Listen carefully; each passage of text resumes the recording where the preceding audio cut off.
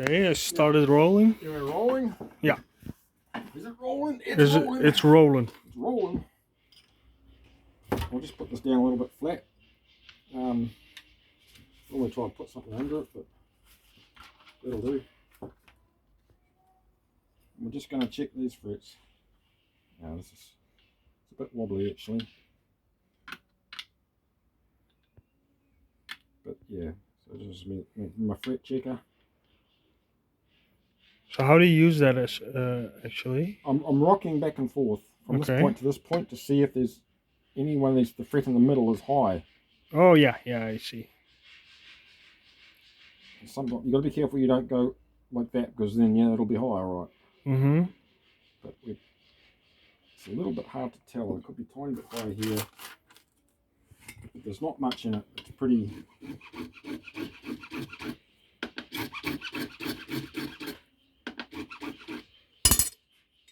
This thing will pick up even if it's 1 micron high. You'll feel it. It'll rock. So I wouldn't have taken even a micron off then. I don't think. Maybe 1 micron. Yeah. And it's fixed it. Oh, nice. That's micron is 1,000th of a millimeter. Mm-hmm. That's what we're talking here. But if you want a really low action, well, not a really low action, but a really easy action that will not buzz anywhere, you are talking microns. You have to deal in microns. You can't think, it has to be perfect. And Gigi likes a relatively easy action, so I like to get it pretty perfect for him. And this is a very old file. This must be like 12 years old now. Oh. So it's quite worn, but I like it that way because I'm only taking off a tiny bit at a time. Yeah. Sometimes I just can't take anything off because it really only takes off little high spots or irregularities.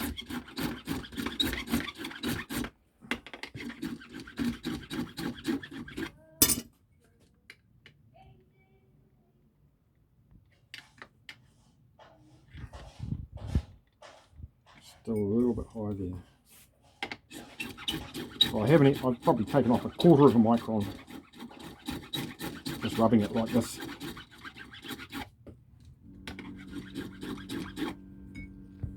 It's just the tiniest little tick. And now it's pretty much gone.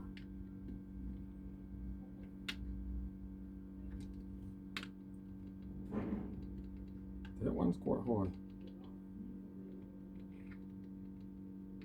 It's high enough to make me think it could be a little bit loose. So I'm just going to get a wooden hammer and just give it a tap. I was thinking the same thing. What if you like tap it a little bit, just softly? Yeah. Because the fret can go up, of course, also. It can work its way up. Yeah. Certain things, or it might get bumped from the side or something. Because wood is like a natural. This is a little mallet that I made in New Zealand. It's got a soft pine handle and it's got a very hard pine face. This was some old stand pine, like from 100 plus year old tree that I built a house out of. Yeah. And I had to use a nail gun because there's no way I could bang a nail into that wood. Oh yeah, so pine that's super hard. Yeah. It was that bad, mate. But it was amazing stuff to build a house with. And planing it, that was planing all the boards down because I was buying just sawn wood.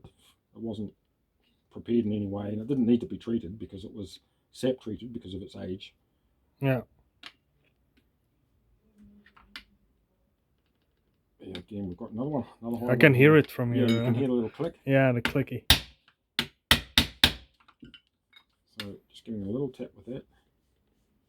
And this doesn't deface the fret in any way. It just doesn't. You can tap it down without putting any kind of irregularity in the top of the fret. I'm just going to take a little bit off with the file there.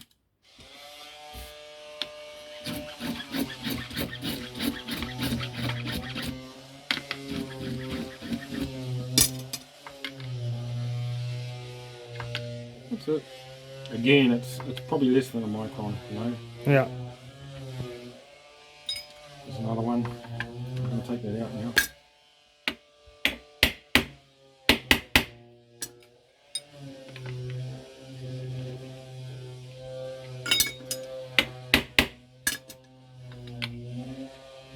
Yep, that's fixed it. Nice. Now we have to go to the short end.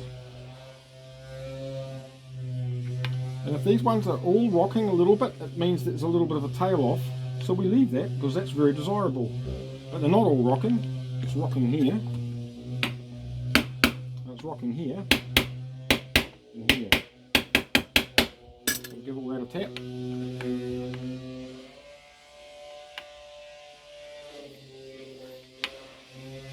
And now we've got a little bit of tail off just here. So that's fine. Okay. Yep, okay, now we're going to put it back together. The body, here it is. You sexy thing, come here.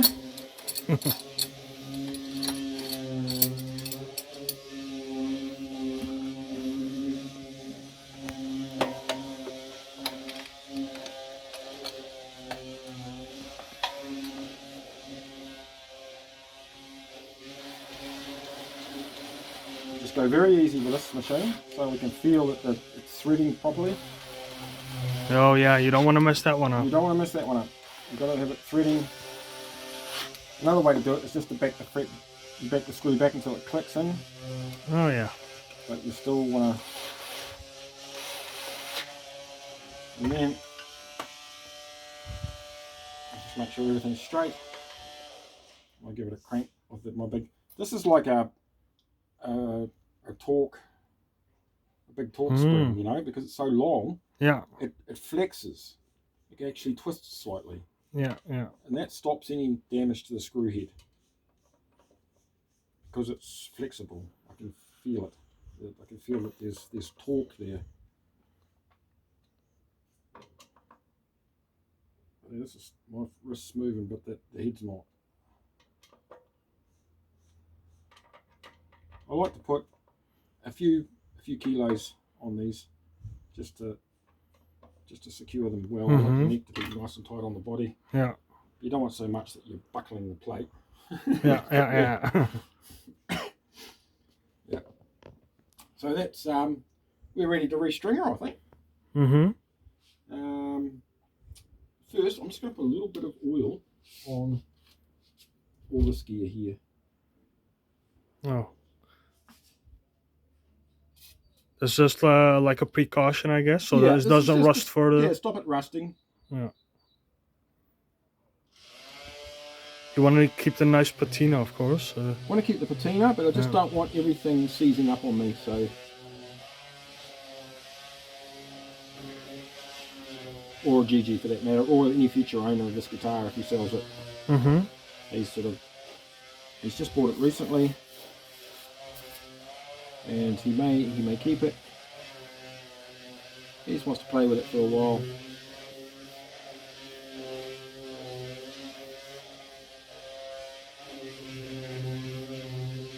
I'm just putting it on a brush first because we don't want it everywhere. There's a little bit of rust in these screw heads, so I'll give them a dab. Spallistol, so German weapon oil. Yeah, there's weapon oil, right? Yeah, it's weapon oil, but it's great for everything. Yeah. I know that brand. Yeah, it's fantastic stuff. I also use it on fretboards. Ebony and Palisandro fretboards, Palfero fretboards. Yeah. So that's oh,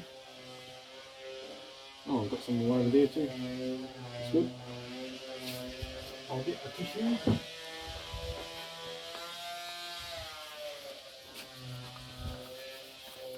Wipe it up.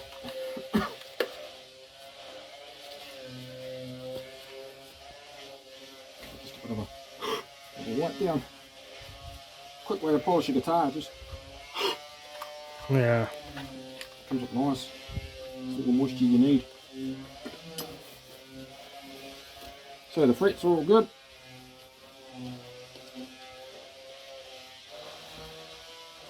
And in his... Oh, we'll shut the camera off for a bit and we'll